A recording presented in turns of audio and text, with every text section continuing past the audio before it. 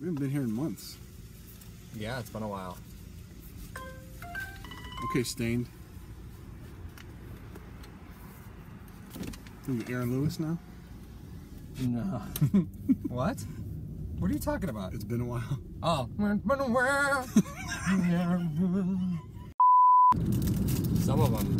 Man, there's so many topics. I don't even know what to go over. What, did they... Oh my God. Did they get it right? Yeah. Kinda. Is it bathing in butter, or is it... I didn't know that they heated up the butter and then made it like liquid and then dumped the bagel in it.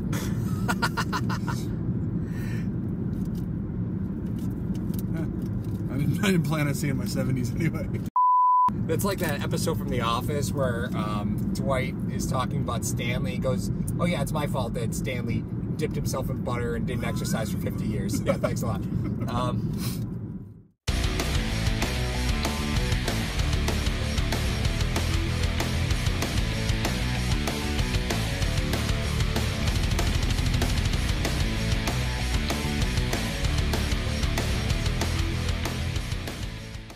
So, yeah. Chapman.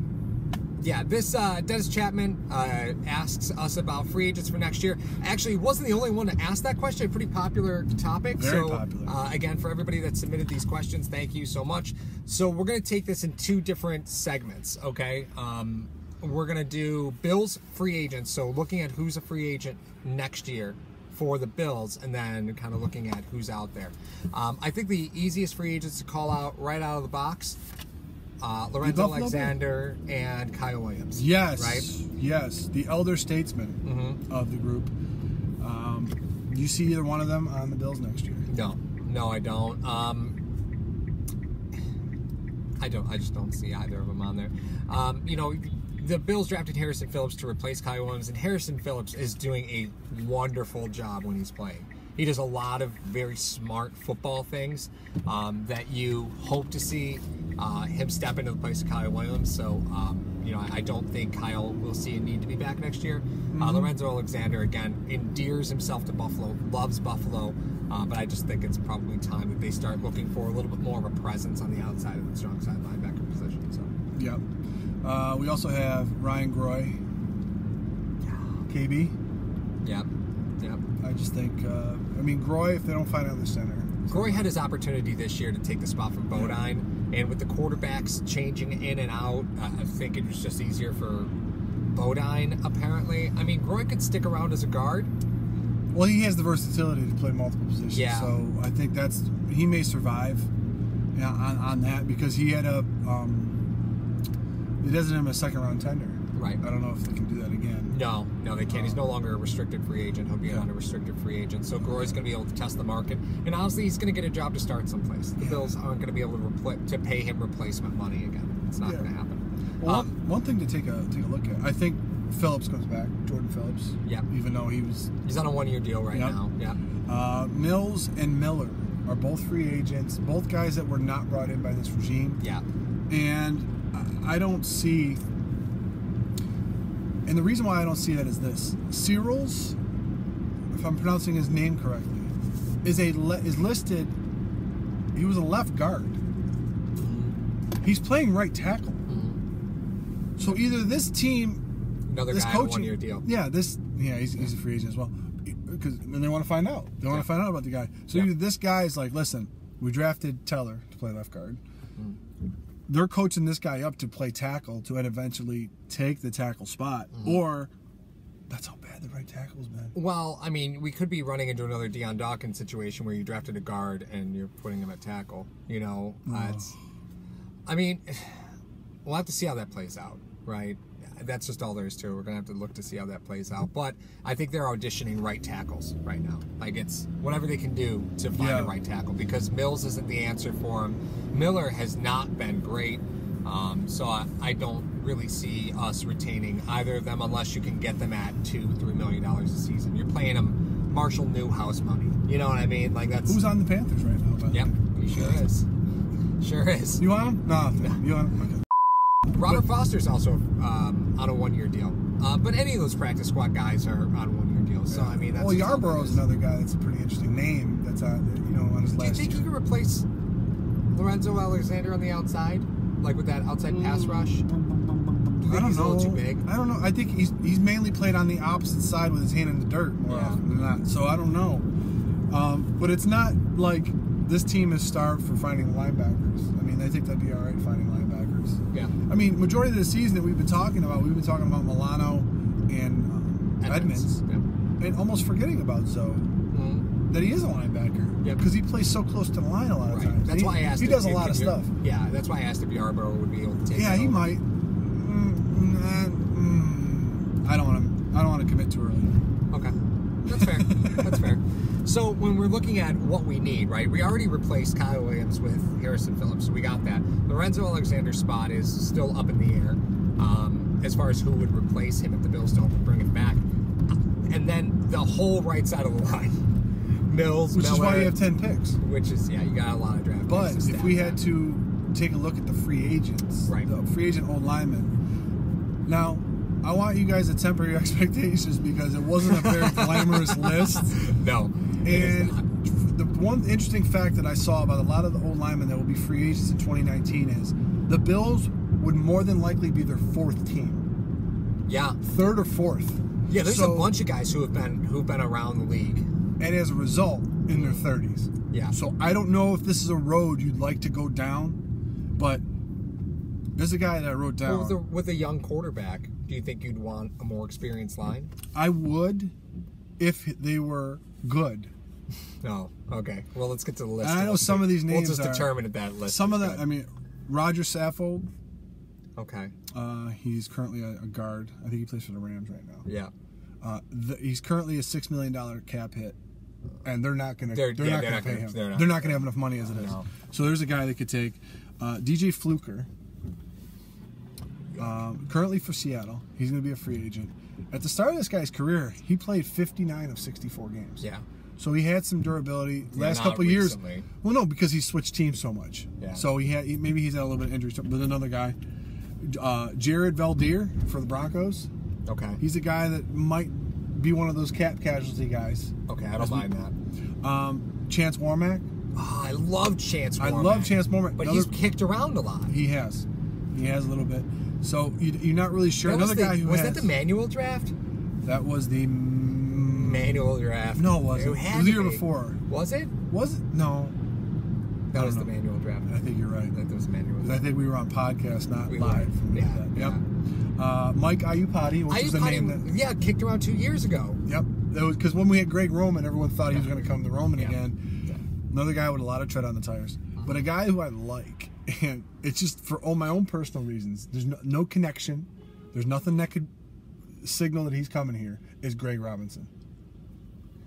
Greg Robinson, the former top 5 overall pick by the Rams. Second overall pick. Yeah. Who was, like you said, like we said before, he was drafted to play left tackle. There's no way he was going to play left tackle. I know. He played 2 years at Auburn when they were the top rushing. Mm-hmm. You know, everyone knows, you talk about Auburn, you talk about guys, they can run. They can run the ball. Yeah. So he is tailor-made to be a guard. He's a guard. In every sense of the word. Big dude. He knows how to run block. Mm-hmm. But he's a left tackle for the Browns right now. Yep. He's kicked around the league a little bit. He was in Detroit. You're saying put him at right tackle? I'd say put him at right guard. I'm with you on that. I say if you put Greg Robinson, if you're sold on if Cyril's plays well, and he's a guy that's on his last year of his deal, and you think he can play right tackle, both these guys are 6'6", 315. Yeah. That's your run blocking side. I don't think Greg Robinson is in a position to get paid as a tackle anywhere else. And he's gonna be on his 4th team. He's not gonna pay a lot anyway. That's what I mean. A lot of guys will be afraid to sign and move positions inside. Like tackles don't want to go to guard because there can be a big difference in pay, right? It's the position seen as not being as exclusive a club. If you're a guard, it's not as exclusive as a left tackle. But I think Greg Robinson would be a mauler inside. Well, the reason why simplify everything for him. The reason why I love it for the simple cash, like you just said. But here's the thing. He's playing left tackle for the Browns, Who was the former left tackle that they had? I have no idea. Joe Thomas. Oh, yeah. Okay. If people in Cleveland have that expectation of him, he's not going to meet it. Yeah. He's not going to be there again. Yeah. He's going to be... They're not going to re-sign him. You're not going to get re-signed as an offensive lineman for the Browns. You're not going to garner high cash value. Mm-hmm. So that's why I think he'll be affordable. I think he's a guard. And I think he's so much better than Mills. He never should have played tackle. No, he shouldn't. He's been in the league about as long as Watkins. Mm-hmm. So 5 years. But he came out after his sophomore year. Right. So he's even younger than... Yeah, that's true. He's like 27, 26. Still? He's going to be 26. Wow. Yeah. So you're talking about a 6'6", 300-plus pound mauler at right guard. Yeah, but you also have to take a look at it. It's a guy who... He's still going to get paid to play tackle, though. Like, a team like Carolina will snap up tackles because they need them. But, at 26, going in with 3 years of tackle experience, that's a tough sell. He's not very good. How many guys have we said that? But they have the cap to sweeten the pot. So listen, sure. No one else will give you this deal as a tackle. Sure. We'll give you this deal to play guard. Yeah. Yeah. I just like the guy. I just think he's a great... I would think he'd be a great guard. It's a project, though, and I think that's something that the Bills might want to try to avoid, is you're going to ask him to do something he's never done before. Yeah, great point. I'm not asking him to do anything but run block. And he doesn't have to worry about a guy running around him at tackle, because he could be hidden inside as a guard. Right. And you're not going to bull rush him. No, you can't. No. You cannot. You cannot bull rush him. I'm down with that. The list of free agent wideouts line is a little scary. Yeah, it is. Wideouts is probably not much better. So can we just get to something right away? If the Bills sign Devin Funchess as a free agent, just tie me up and throw me in the river, please. I can't take it. No, we're gonna have to try to find somebody that we know to tie us both up, because I'm not living through that either. Devin Funchess.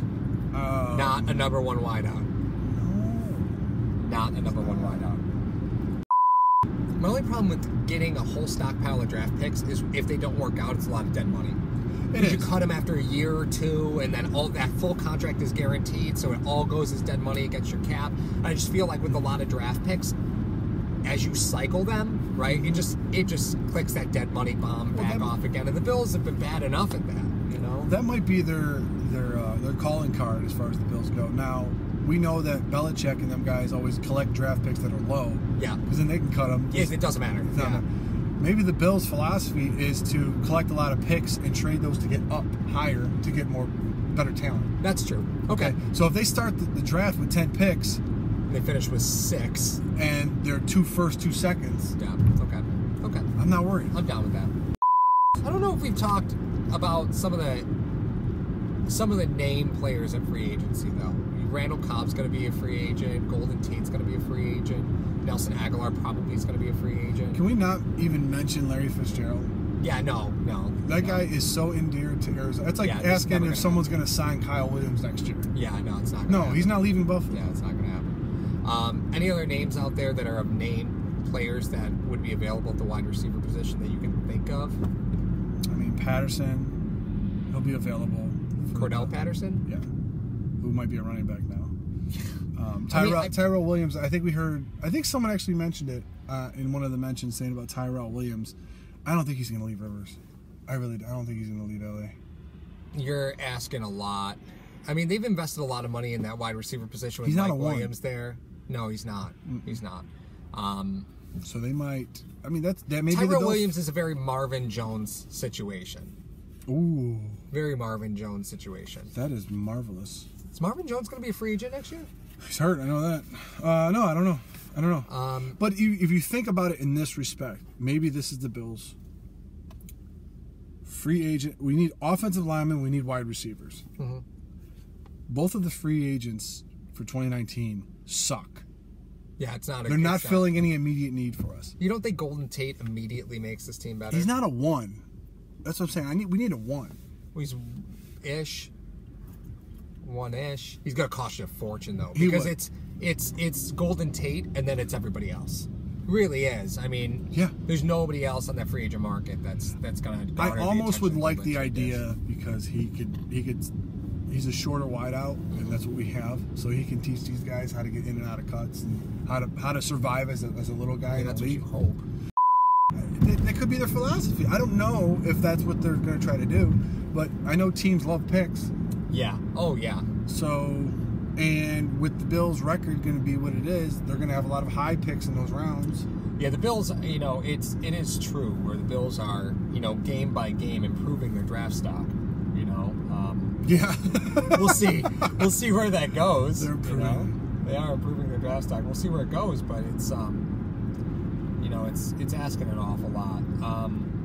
Let's see here. I'm just going to double check real quick the wide receiver position because, again, that's something that's so critical to this team. And the tight end position. The Bills have to reinvest in tight ends. I know they have budget tight ends right now. I mean, that's really what they're working with. They're working with what they got. You think Lee Thomas and Kroom could survive 2019 with those three? I don't know. You know who scares the hell out of me as a free agent wide receiver that the Bills might be interested in? Kevin White. Always hurt. He's just that. I could just see it. I could just see it. Oh, you guys got #1 potential if he could just stay healthy.